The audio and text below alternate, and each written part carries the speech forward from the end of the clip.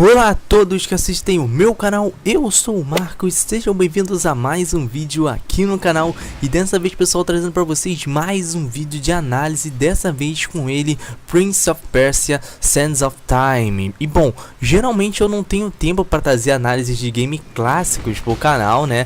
Mas dessa vez eu finalmente consegui, né? Para quem não sabe, a Ubisoft recentemente completou aí 30 anos de existência e como comemoração resolveu dar games de graça todos os meses até dezembro desse ano. E o primeiro game que ela deu de graça foi justamente o Prince of Persia, né? Um grande clássico lá do PlayStation 2 e que eu resolvi, cara, jogar, né? Testar o game e fazer uma análise dele. E esse game, cara, eu acho que antes de ter Assassin's Creed, era ele o mais parecido que a gente tinha na época, né?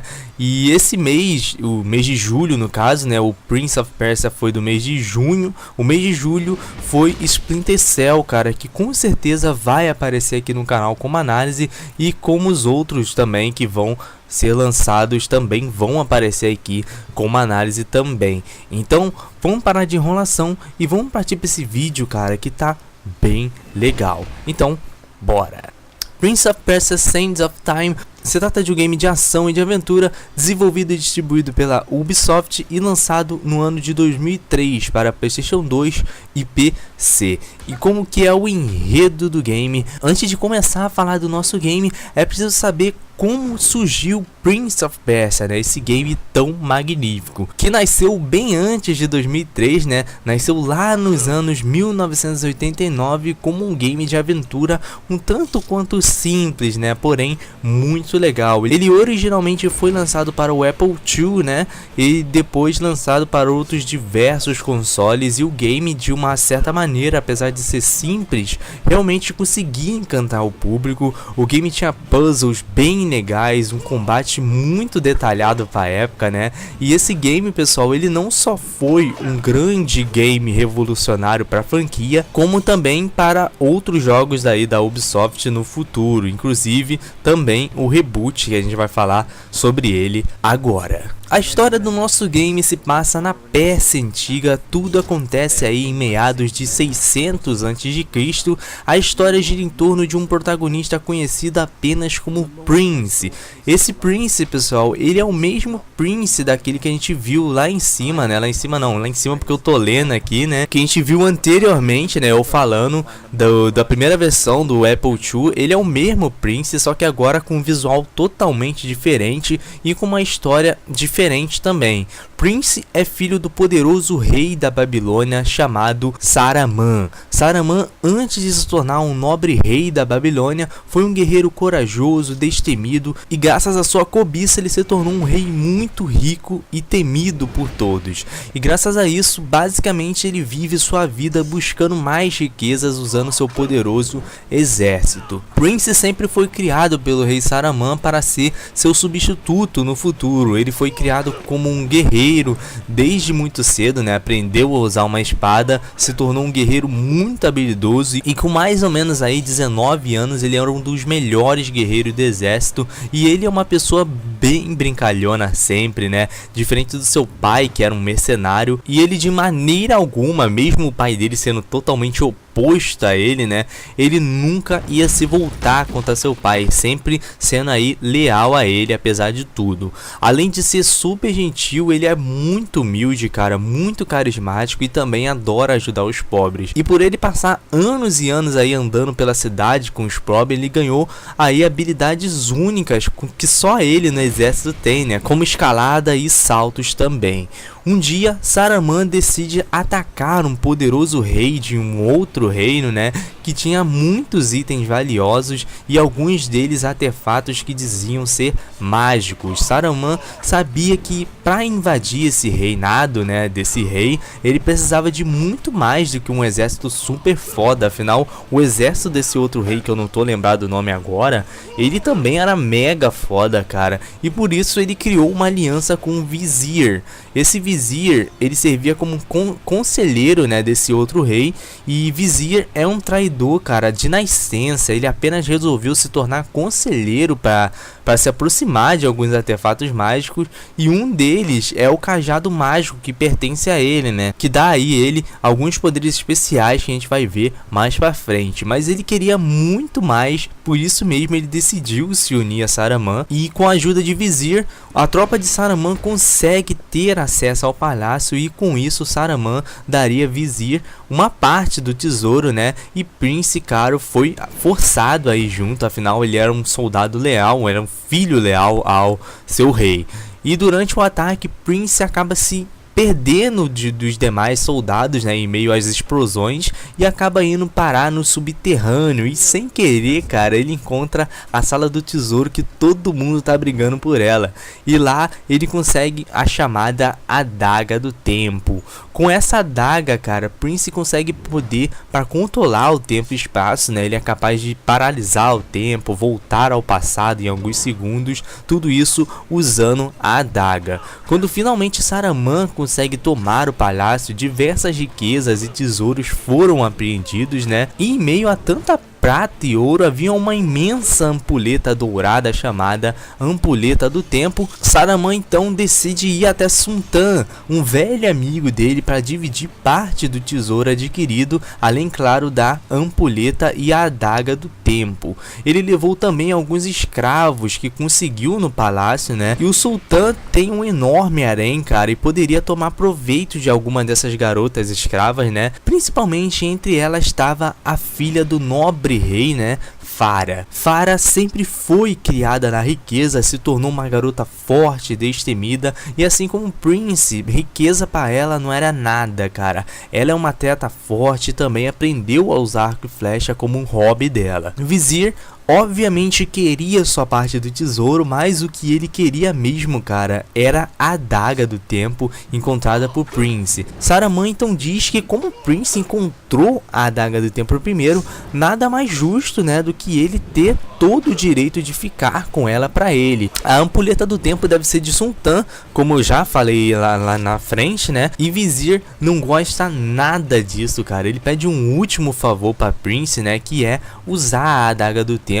para destravar a fechadura da ampulheta, e Prince obviamente aceita o pedido, e Farah, né, tenta impedi-lo, mas não consegue. Ao inserir a adaga da ampulheta, Prince libera toda a areia do tempo, transformando todos na sala em monstros feitos de areia. Tudo isso era parte do plano de Vizir, que possuía o cajado do tempo, né, como eu falei lá na frente, que tem o poder sobre esses monstros, e com isso Vizir manda matar Prince para pegar a adaga, mas claro que Prince consegue fugir, e no meio da fuga Prince reencontra Farah, né, que além dele não tinha se transformado também em monstro. Ela possui um tipo de medalhão, né, de proteção contra isso, chamado Amuleto do Tempo. Tudo tem nome de tempo aqui, né, dá até nervoso de falar, que protege ela dos efeitos da areia. Ela queria nos avisar naquela hora que ela tentou impedir a gente, que se você destravasse a ampulheta do tempo, tudo isso iria acontecer, porque ela já sabia, cara, que isso tudo ia acontecer. Ela pede que Prince dê a adaga para ela, para que ela proteja a adaga, né? Mas ele obviamente se nega. Depois de tudo aquilo que aconteceu, ele não podia ver a adaga em outras mãos, né? E vai embora do local.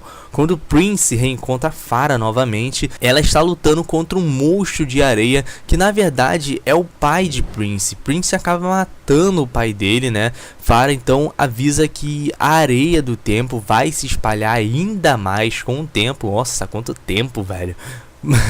E por sua vez consumir o mundo todo.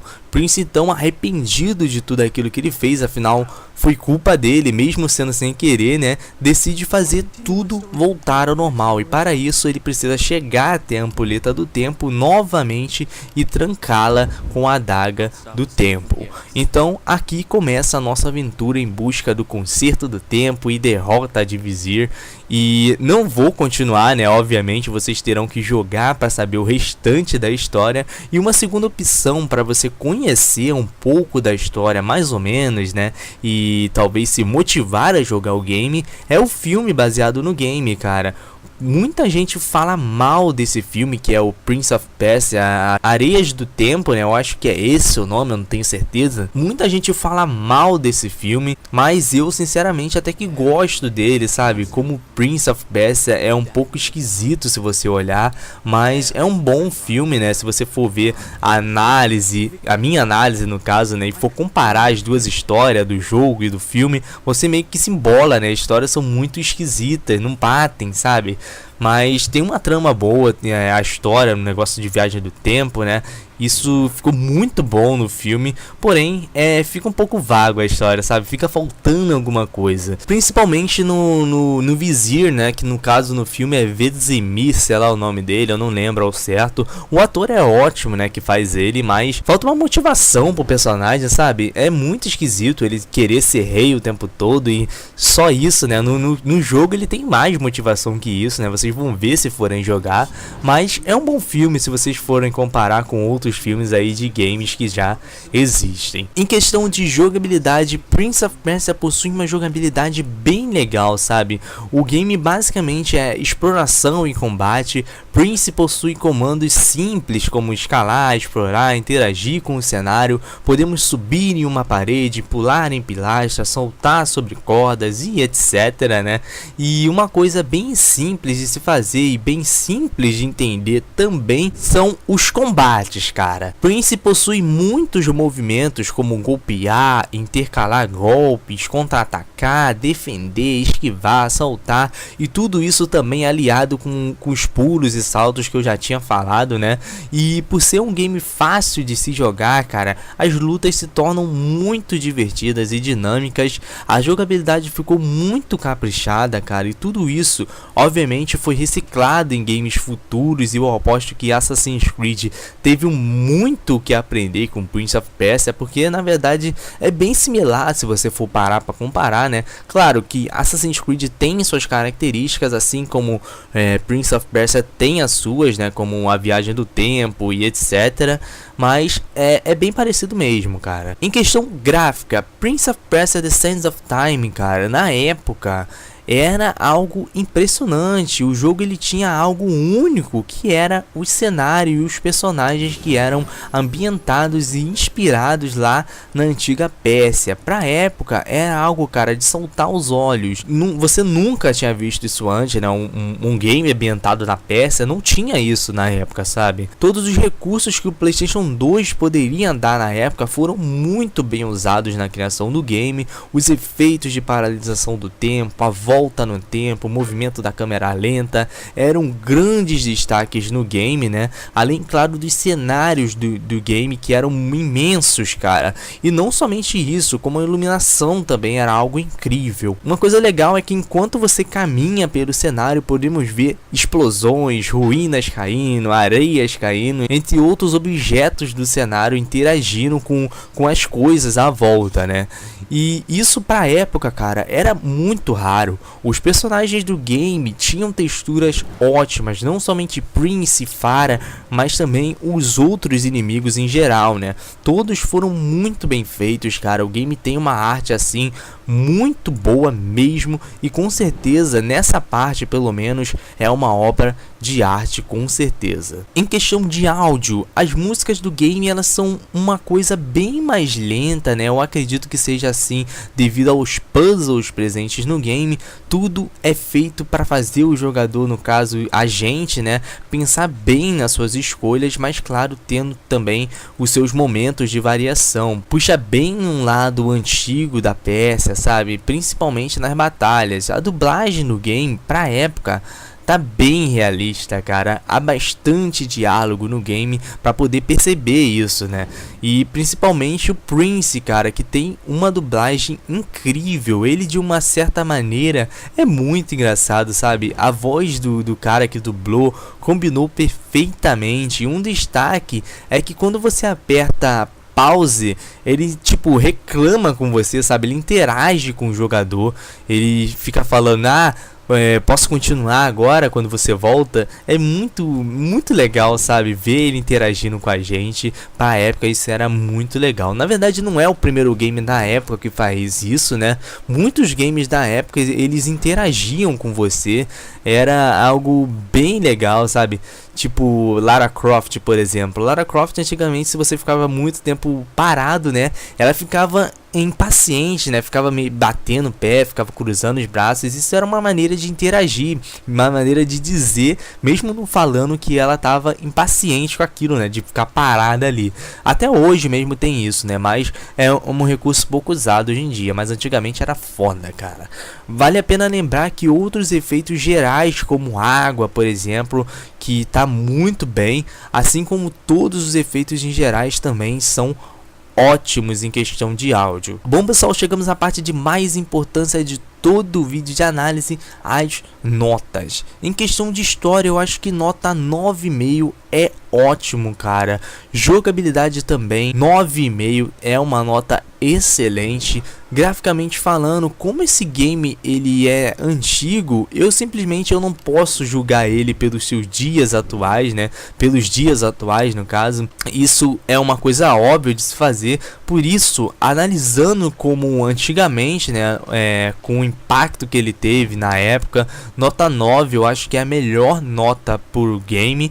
E por último, em questão de som, eu acho que 9 é uma nota muito merecida. Claro que isso visando aí o antigamente. Não vou analisar um game de antigamente comparando com os games de hoje, né, pessoal? Fala sério. Somando tudo, pessoal, chegamos ao número 37, dividindo então por 4, chegamos à nota de 9 para o game. Prince of Persia: The Sands of Time é um game incrível, uma obra-prima sem sombra de dúvidas. Sands of Time conquistou muitos e muitos fãs, inclusive eu mesmo, né, recomendo a todos vocês que joguem esse game antes de morrer, porque ele vale realmente muito a pena, cara. Eu sinto uma pena que a Ubisoft simplesmente esqueceu Prince of Persia, né, cara? Um grande game e uma grande franquia que vale a pena jogar com certeza, que é um grande game, uma grande franquia que vale realmente a pena ser conferido por vocês. Bom, galera, então esse foi mais um vídeo aqui pro canal. Espero que vocês tenham gostado. Se você gostou e ainda não é inscrito, se inscrevam para não perder